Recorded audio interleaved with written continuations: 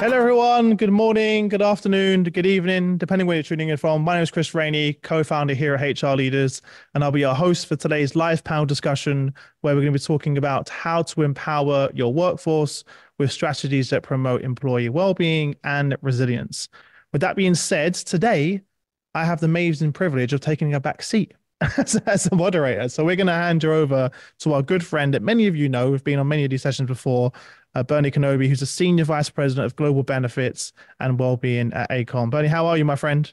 I'm good, Chris. Thank you so much. And welcome to everyone that's on the call. I've had the privilege, honor, and really just fortunate opportunity to be a part of HR events sponsored here in the past. And we've got a great panel today, and you're not here to hear from me. You're here to hear from them, as you've heard from me before. And I'll certainly comment if necessary. But this is really about the sharing of stories and hopefully providing some aha moments, as I call them, as you walk away today. So with that, I'm going to go ahead and turn it over to the panelists and introduce them. And I'm going to do it just by who I see on my camera and screen here. So Nadine, you're first. So go ahead. Okay, all right. Thank you so much for having me here today. My name is Nadine. I'm based in Germany, and I am leading Wellbeing and Workplace for Coca-Cola Europe Pacific Partners. Great. Welcome. Thank you for joining today. Pascal? Hello, everyone. My name is Pascal Thomas, and I'm based in the US. I'm the Vice President of Employee Benefits and Wellbeing for the Walt Disney Company. I've heard of them. Okay, Dana, you're next. Hi, yes, thank you for having me. I'm Dana Hurst. I am the Director of Wellness for BGIS. We are a global facilities management organization, and I'm based in Toronto, Canada. This truly is global well-being. Love that. Okay, and Behar, I love your logo there in the corner, so I'll turn it over to you. Thank you. Hi, Bernie. Thank you for having me. My name is Bahar Oskan. I look after global well-being for Concentrix for 6 regions, 70 countries, and I am based out of Miami, Florida. And last, but certainly not least, hi, Althea. Good morning. Hi, good morning, Bernie. Great to see you. Alethea Vara. I am our SVP over clinical care here at Lyra Health, and I'm based here in the US. Wonderful. Wonder if you painted any of those in the background. Those are great. Anyway, okay, so we're going to go ahead and get started. And actually, I didn't do this on purpose, so it worked out well. Althea, you're going to get the first question here. So as you think about holistic approaches around well-being, what have you done within your organization to help employees adapt to some of those mental health and, as we call it, emotional well-being challenges that you're facing today and that your employees and dependents are facing as well? Yeah, I think we have approached this in a couple of ways. The first way is just to make sure that everything is very simple, to make sure that we're reducing the number of transitions, reducing the number of barriers. We have found that anytime you have to transfer somebody from one service to another, or make a referral from one provider to another, or even just redirect them to a different website, you lose a number of people in that transition. And so making sure that there's no wrong door, that they can get to what they need the very first time, is incredibly important, and making sure that whatever that service is, that they can get the full spectrum of care needs met. And so that may mean just more preventative needs. Say they are interested in something like mindfulness, or they're interested in working on their sleep or something like that. It may mean coaching just to improve their performance or their relationships. It may mean therapy or meds. Or we also have made sure that we can really address those complex care needs, things like substance use disorders or eating disorders or trauma. These are all pieces that, everybody comes to us with very different needs, and they don't always know with exactly the right place. So we want to make sure that we take all the work off their hands, that there's no wrong front door. They just land with us. We'll help shepherd them to the right level of care, but also the right provider. We have an amazingly cool AI matching tool that we use that will help them to get to the provider that is going to be most effective for them as an individual. And really, when it comes down to it, we just want to make sure, again, that we do all the work, that they don't have to make more than one phone call, and that they get the right care that they need the very first time. I like that one call. It's very much about the employee, right? Let's make this a good experience, because that's really what we're here to do. Nadine, how about yourself? What have you seen in relation to this aspect of well-being? Yeah, I think I can echo what Athira has said, and especially in terms of communicating about the offerings. So we've kind of structured our communication around moments that matter, which we call it, and given people really practical life examples in which they could get support from all of our services, because sometimes people just can't imagine how far and how broad and holistic the services are. So, of course, with our EAP provider, we do provide life coachings, counselings, and also long-term therapy. What has worked really, really well for us is our Wellbeing First Aiders Network. So they did have more than 5,000 conversations last year with our employees. And we can actually see from the data that we have internally that our employees prefer to talk to someone internally, especially when it comes to work-related issues, which is a little bit different when it comes to kind of private issues. So this network of our Wellbeing First Aiders really helps to shape the culture around mental health and to reduce stigma. They're very present in the countries. They're having very regular experience exchanges.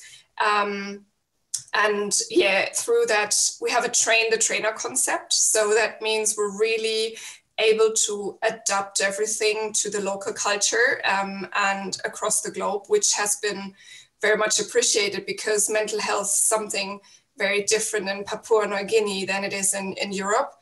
And another thing that has worked really well for us is we used events where employees would go through a well-being assessment, and it would give them a specific result. And then we use that result to get people directly into life coachings or counselings if needed, because at that moment they were very open to, receive some kind of support and these things, and that worked really well. Yeah. Sounds a little bit like our Mental Health Allies program last year, where you have local people that have gone through some sort of training. That's great. And the Moments That Matter is really good. We call them #wellbeing moments, but I like yours better. Is that trademarked, or can I use that in the future? Because that's really good. Moments That Matter. Dana, I saw you shaking your head a little bit. Do you have anything you wanted to say? Well, I think what the two have covered, it really hits home in that, really looking at things holistically is where it's at, and looking at your diverse workforces. I think lots of the panelists are global here, and so it puts an extra layer or an extra challenge in there. But I think they covered it really well. Behar, Pascal, anything else you want to add?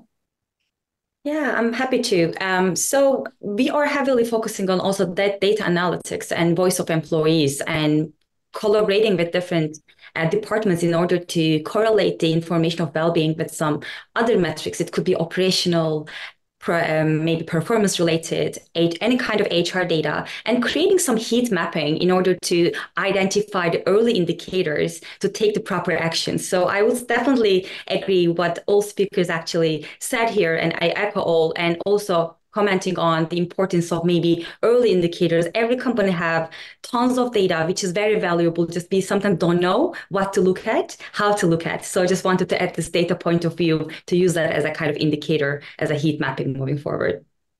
Agree. Yeah. Agree with what all the panelists have said. And so the one thing that I would add is the importance of making sure that at least on the employer side, that when we're going out to the participants, that we are doing it in a way that resonates uniquely to them. As the panelists have said, mental health is not a one size fits all. And so leveraging the unparalleled power of storytelling, and we talked about moments that matter, but it's also around making sure that people understand how to approach this subject in a way that resonates uniquely to them.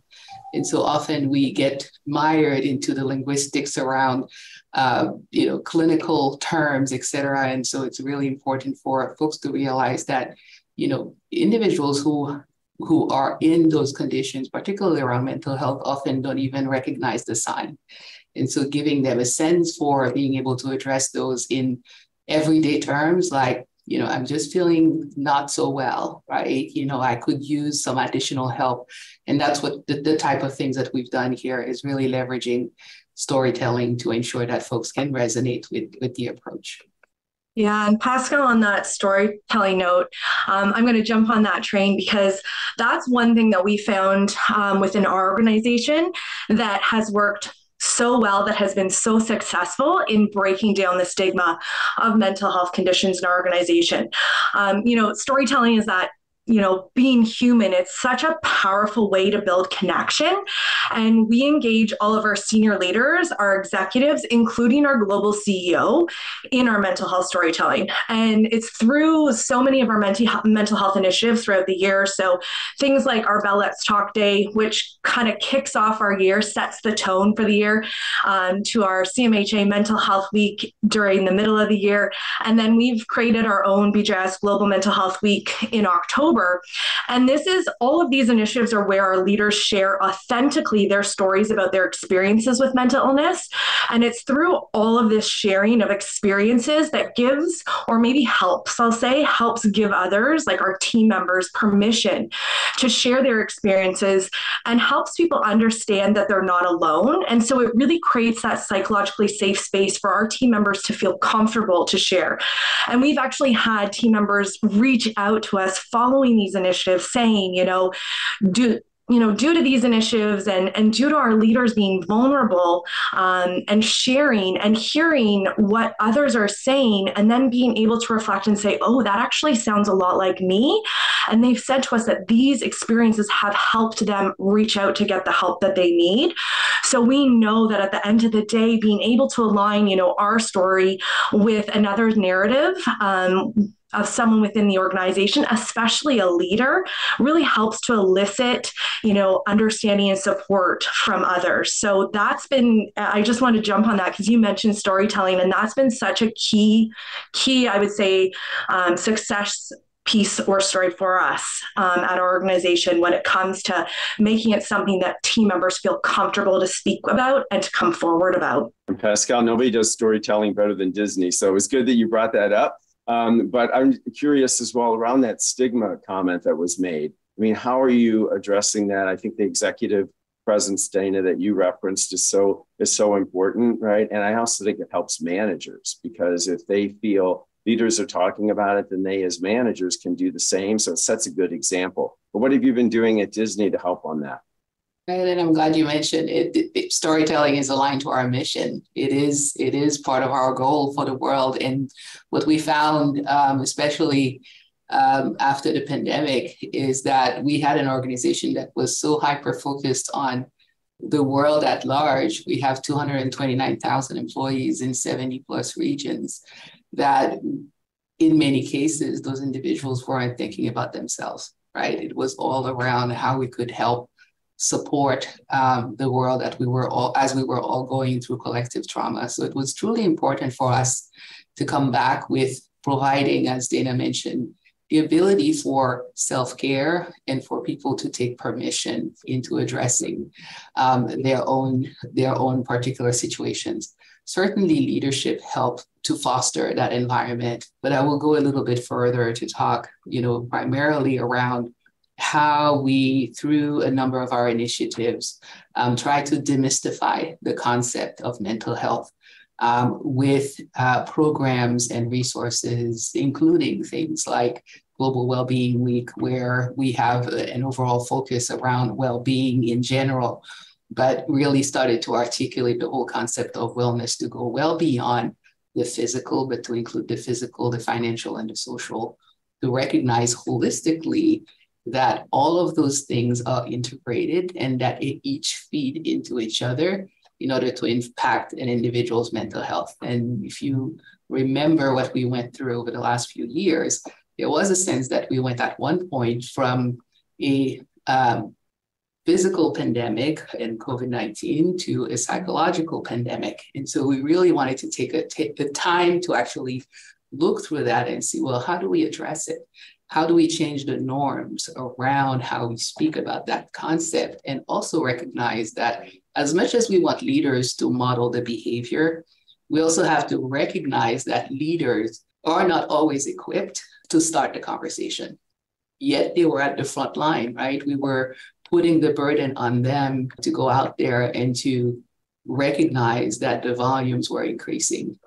And so it was really important for us to provide some high-level training around mental health and recognizing that it's not a one-size-fits-all. So that was one aspect of it. The other aspect also was to look around our policies and practices. And so it's no secret that, for years and years, while we've provided EAP at a high level, we've also considered certain manifestations of mental health at the workplace as being punitive, disruptive to the workplace. And so working closely with our employee relations group to really change the focus and the mindset to understand that how do you recognize the signs that this particular behavior is not just an individual being disruptive in the workplace, but perhaps the manifestation of something deeper, and providing the appropriate support for those individuals to go one step further, right? And to get the resources that they need so that they can get back to being their best selves in the workplace. Last but not least, recognizing that we needed to equip leaders just to start the conversations, to know what to say. We've just actually recently developed a leader's guide to emotional health, and it is a very plain language type of approach that provides individuals with conversation starters. What do you say and what do you not say? And importantly, how do you combat compassion fatigue as you have so many people come to you asking for help? And we recognize the sign on your own that you as a leader are perhaps burned out by the circumstances around you, and find ways to address your own mental health. I really love the piece you said about demystifying it and really making it part of the normal conversation. I think we've done that with physical health and physical wellness and physical safety. We've created these cultures of safety and made sure that it's part of our just daily conversation, that we're thinking about this and talking about this. And we just have such an opportunity to do the same thing when it comes to our own mental wellness, and making sure that we're assessing regularly, that we're just talking about it as part of normal operations, so that we're not waiting for an incident, or we're not waiting for some sort of trigger or flag to intervene. I would completely agree with you. And one of the things that we've done at our organization is actually integrate well-being and wellness into our health and safety function. Because previously the well-being function was under people and culture, which was great. But at our organization, safety is so ingrained in our DNA. It is such a part of our culture that we thought, let's capitalize on this. There's a lot of synergies between health and safety. And so by putting these two divisions or departments together, we're able to, exactly what you say, integrate that in with the physical. So it's now physical and psychological, and it's not something that team members, it's not foreign to them. It's a part of their toolbox talks for those of our team members that are on the front line. There's a psychological toolbox talk each month. So I think that that's really key. And you mentioned earlier too, language. I think language is so important, and looking at those policies and procedures and just how the language and how does it reflect both physical and psychological safety, and not just in the health and safety policies, but in all of your policies. So yeah, I would echo that. Great comment.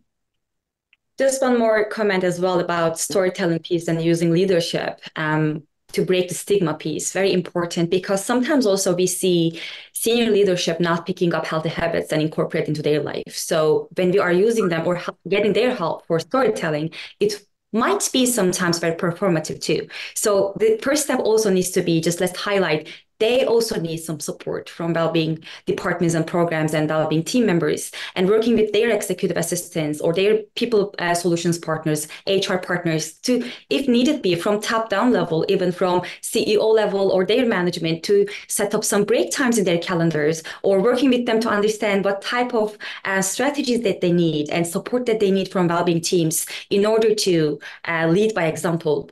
We shouldn't be probably missing and neglecting our senior executives because they're really under huge pressure everywhere, especially with this economy going on in the world. I really agree to what Dana has said as well on the health and safety piece and the benefits of working closely together. I think especially if you have a blue collar workers and a supply chain where, health and safety is usually much more embedded and integrated into the day-to-day business. There are huge benefits of doing that. So what we're doing since a couple of years is we're not running well-being campaigns, but it's always well-being and safety together. And within our communication campaigns, we're echoing the messagings and the headlines of each other. So we will be running a global well-being challenge in May, for example. That is very holistic, also helps a lot to work on the culture. It's not only about mental health, but also financial, social well-being, spiritual well-being. But we did also include some safety content in there so that for the employee, it's really one package and one topic, so to say, because I think often within HR, people and culture, we're overwhelming our employees a little bit with all of the different campaigns and communications and topics. And I think it's really good to try and streamline that a little bit and to agree with different functions and departments on what is it that we actually want to achieve, what is the message that we want to convey, and then try to create programs jointly together. Yeah, actually, it's great because I was going to say the same thing around what Dana said, that health and safety. Actually, we started out with safety moments. Now we have safety moments or well-being moments. You can pick which way you want to start out a meeting, but it feels more like a business initiative. Go ahead, Pascal. Yes, so I was going to augment that, and I thought it was so spot on when you were talking about partnership with other parts of the business. It's so important, for us in HR to truly have a great handle on the diverse needs of our populations. And so many of you have talked about, the importance of safety. And so we have a mix within our organization, right? We have those, that are most familiar to you. We start with Mickey and Minnie at the parks, but we have all kinds of individuals within our overall portfolio, including, our news correspondents on the front line, right? Who are out there and sometimes putting their lives in danger so that they can bring us great content and great information. We have our Imagineers, our engineers who are constantly working on trying to come with innovations. And we have professionals, and it's a really diverse mix of individuals. And so when we start to talk about mental health, and we already know that mental health manifests itself in many different ways, and it's not a one size fits all. But when you also add the added layer of a very different mix of individuals, it's really finding that sweet spot of what resonates for everyone, right? Which is difficult. And sometimes it just means that maybe we take a step back, right? So for example, in some of our functions is around looking at things that are common. How about research that says that you can lighten your life in general and create optimism through laughter? That's a commonality that you have, right? So having speakers who can speak to those kinds of common language things that translate to every layer of the population, talking about change and anxiety in general, right? So again, can speak to everyone, but then also knowing that in some instances, the very nature of the job also provokes different kind of aspects that we may want to address. And so we know that, we had to look at cognitive behavioral therapy, for example, to support some of our individuals in the news division, and support for individuals who are dealing with the loss of an animal, for animal health, for example, at the Animal Kingdom. We had to recognize that we had that kind of variety and diversity within our organization to try and provide solutions that were topical and relevant for each group. Thank you. And diversity is important. And boy, animal, you got me there with being a dog lover. So anyway, thank you. So now we're going to think about globally. I mean, I think everyone on this panel operates in a global organization, and probably most of you on the call today are also facing that. And so maybe I'll start with Behar and just say, how have you dealt with those cultural differences? I mean, UK, Australia, some countries are very strong in how they deal with, certification around mental health and so forth. But in other parts of the world, it's a challenge. And so any thoughts on that? Exactly. Thank you very much for asking this question. Very timely, because I look after a well-being function for a global company where we have 70 countries and we have 500,000 employees. You heard it right, it's 500,000 people all around the world. And as Pascal said, there is no one-fits-all support for anyone. We have to customize and tailor the approach based on the local needs. So each culture has their own nuances and communication styles. Their attitudes are different, their values are different, right? So all this even reflect this up in language usage and how they reach out to resources. So one example is from our France team. We have a great team in France. And the other day they were saying, can you please just don't bother yourself sending me well-being messages or emails in English? I'm not opening the email in English. So I just want to read everything in French. This is not from a cultural point of view only. They read the air very well. So not only French, very high context culture. They know reading the air. They want the actual nuances. They want humor. Some cultures actually want more relational trust building, right? Everything in terms of communication might be very different one place to another. So our responsibility is reading the air very well and these needs very well too. As I mentioned before, it could be either heat mapping or doing listening circles or doing more proper, robust assessments. Because what we figured is even complexity in culture and diversity reflect itself in bias in assessments too. We can do surveys all around the world, but we can see false positive replies in some countries or false negative replies in certain countries. So how are we going to make the assessment methodology more robust have been our step one since we launched our program in Concentrics. That's why more listening, bringing more voice of employees, looking at different correlations all around the world in order to bring localized approach and maybe even behavioral mapping and more clients and also employee storytelling locally needs to be implemented in place. And also what we figured is we talked about cognitive behavioral therapy, different therapy techniques, even receiving therapy techniques are different. We figured some individuals actually they prefer and they feel more comfortable in group settings. Some of our employees, they prefer actually more one-on-one and they want to focus on their own well-being journey, just using a mental health app, or they don't want to be even heard or listened by anyone. They just want to be in their own bubble and do their own planning. Totally, we respect everybody's expectations, but it's the matter of understanding different expectations in that sense. But I have to mention here, I never saw these actually differences and nuances as challenges. I think this is such a gift, working in a global organization and seeing and witnessing different type of behaviors, approach, and nuances. That helps you to open your heart and your approach to differences and different needs and expectations, right? What I like to mention here is how we cope with that challenges a little bit is getting some help from management and putting well-being, anything, communication, new launch programs in business meetings to strategize locally. What should be the communication plan look like locally in that country? Or what should be the engagement plan look like in that country? Because what you come as a program level, global ed, it wouldn't reflect or land in as you anticipate, right? You need to just think about culturally how you are going to make this program or communication methodology proper for this location is the question for everyone that we are asking with the teams that we are working with.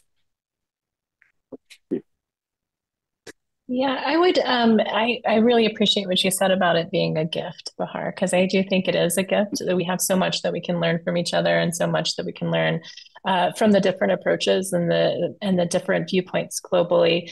You know, we talk about it as delivering global care hyper locally, and it is important to know that partially. You know, Bernie, what you mentioned, there are so many differences in terms of certifications and who can call themselves a psychologist in one country versus another, and how much training that entails and what that training consists of. And so it does take a lot of effort to make sure that the quality of care that you're delivering in all of those different locations is very high. And how you measure that and how you think about high quality care in all of those places is going to be a little bit more complicated and a little bit more nuanced. And we talk a lot about parity and wanting parity globally in those pieces, but I think it's also important to make sure that we realize that parity may not all look exactly the same. It may look different in different locations, but really the goal there is to be most effective, like equally effective and equally supportive to all of those populations versus cookie cutter and it all looking exactly the same.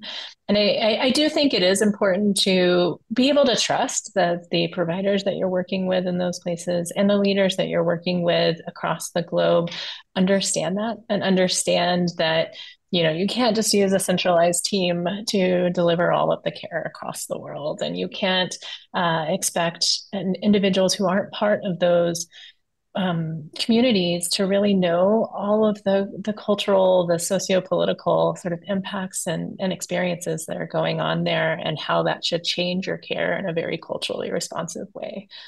So it's just incredibly important. I agree. And I'm glad that you brought up the concept of parity or equity, as we think more globally. And for us, we've changed the language to be more about inclusivity and making sure that we have a clear understanding of what it means, non-US. And so, there are certain parameters that, we're looking at in the US that are not quite relevant in other locations, right? Around the world, there are still some basic needs that we're still finding within our policies, as we go through health renewals on an annual basis, that we have to challenge our vendor partners to go after, to the extent that the landscape allows for those to be edited. And so we really had to work very closely with our local partners, HR, as well as our colleagues around the world, to say,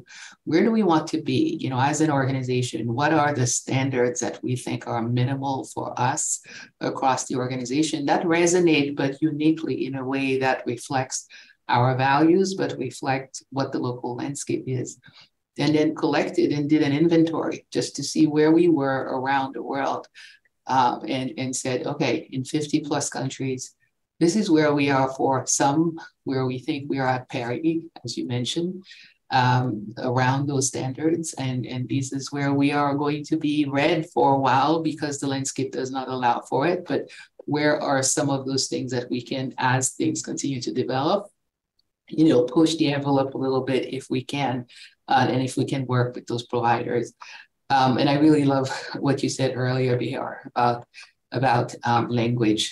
My God, so critical. And we rolled out a resiliency app to complement the global EAP program that we have. And as you know, what EAP represents for us in the US, it's definitely not necessarily the way the program is being utilized in other countries, right?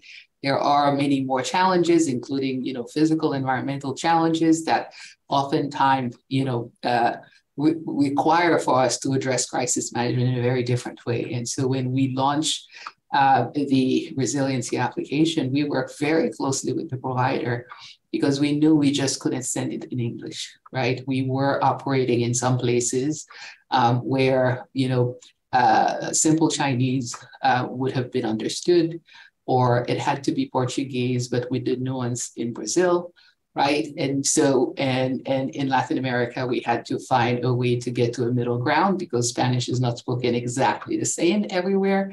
And so we really wanted to make sure, and of course we had France. We have Disneyland in Paris, of course, in France. And so we really took our time before we did that global launch to work with that provider and say, what's your roadmap around language? And they were willing to partner with us and get to that so that we would have a prayer for success with the application. Okay, thank you. It's just great to talk about the challenges because that's an opportunity to then address them, right? And so many of you have shared what you've been doing around that, and that's what it's about, right? It's about learning from others and then applying that in your organization. So that's great. I know we've just got a few minutes left here, but the one thing that has come up throughout the conversation is around managerial support. And so it's like, how do you get that leadership engagement? How do you get support for what it is that you're looking to do, or that that the business needs, or that your employees are expecting from the organization? And so, I'll start with Nadine, but of course, everybody else jump in. Any additional thoughts around how to best do that? Yeah, I think we have to listen to our people managers' needs very well. And we've actually done that and asked them, what's, from your point of view, the biggest challenges for the future? And they said, reorganizations within companies change, and the expectations from employees, and that also that it includes well-being as well. And so we do have several trainings focusing on well-being, mental health, and I think the most effective ones are the ones that give really practical guidelines or allow them to gain their own experiences in having well-being conversations, for example, through role plays. And what's also very important, I think, is, and it's a phenomenon I think everyone in people and culture knows. We're sending our people managers through leadership programs, and the trainings are excellent, but then the things they've learned are not being implemented in their day-to-day practices. And so I think to have a routine with them after the trainings where they can exchange experiences, they can speak about challenges, or they can even bring in very specific situations they were facing in their teams and ask for support and even some kind of coaching, that really, really helps. And on the other hand, I wanted to elaborate a little bit on what Bahar said before, on kind of connecting the dots in terms of data, because we have, I think a lot of us know that survey fatigue. We have discussed a lot about that internally this year and last year. And so we had a leadership survey, but what we've done is we have kind of integrated that into the training so that it doesn't really feel like a survey. And we have spoken to many different HR and people and culture functions prior to designing the survey. And we have tried to come up with questions and content for that survey that would allow us to have these correlations with other people and culture programs, for example, our general leadership program, and that would allow us to, for example, see if it's beneficial that people managers run through our general leadership program and then a deep dive in well-being, or if it's more of a duplication. And so that worked really, really well. But in terms of the first bit that I've mentioned around change, I think there is a lot that needs to be done in that area, because there will always be change. And even more if we think about things like AI and stuff like that influencing our day-to-day business in the future. I do think we need a bigger focus on organizational well-being. There is actually a really great study from William Fleming from the Oxford University. I don't know if anyone of you has read it, but he made a really good comment and said, we risk continuing a cycle of expanding mental health services without taking steps to reduce the needs for them. And so I think, it's really, really important to look at not only the individual, but also the organization as a total and see what we can do to really, address that and promote well-being very holistically. I love this, Nadine. Summarized perfectly. Also, you reminded me when we go to a rebranding for our wellbeing program, we created some new catchy frames for all the business leaders and senior executives to associate wellbeing with maybe more digestible way. And we created some terminology around wellbeing is not fluffy. So everybody's now learned, actually they say wellbeing is not fluffy, or we are your partner. We want to be a catalyst to your success. We are your partners. So we are partnering, we are collaborating in this. It's another term we try to teach them. Another one is what we can measure, we can manage. So there are some really good actual phrases around well-being going on around branding, so that leaders see us as their driving force for success and helping their workforce to be healthy and successful in that way. So there is a strong relationship. And every quarter we are meeting with senior executives and our sponsors to give them their stack ranking. So it calls a little bit competition. I'm not encouraging everyone to do this competition. Not every culture is up to it, but our leaders really, really like it, actually seeing what countries are the winners, what is the biggest improvement countries actually this quarter, what is the contribution to their success metrics and performance, and what are the goals and where they are. So making that actually speaking their language helped us a lot to get their buy-in and be our partners in this journey. Yeah, I would echo that, in that showing leaders the actual data, so that right there sort of solidifies your business case, in that they can see, for us, for instance, in Canada, what are the mental health disability claims? What are the costs? When they see that, for them, something that says, oh, yes, we do need to step up and take action. And we have a very supportive leadership team here, but I think just showing them the data, knowing what it is, goes a long way to not only them participating in trainings and taking advantage of resources, but encouraging their teams to do so as well. So I think showing them the actual data that can resonate with them is really important. Amazing. So Chris, I see you joined us. Welcome back. Yeah. I know we're almost out of time. We always like to give people an opportunity to maybe make any final comments, et cetera. So I'll turn it over to you. Yeah, I was just going to ask everyone, well, firstly, great conversation. I forgot that I was even I was like audience member for so long. It was so enjoyable listening to the conversation. I was just going to ask everyone, we covered so much, but what would be each of your parting pieces to take away? Or, what have you learned from the conversation from your peers and what you're taking away from this conversation? And then we'll say goodbye. Who should we start off with first? Dana, do you want to kick us off?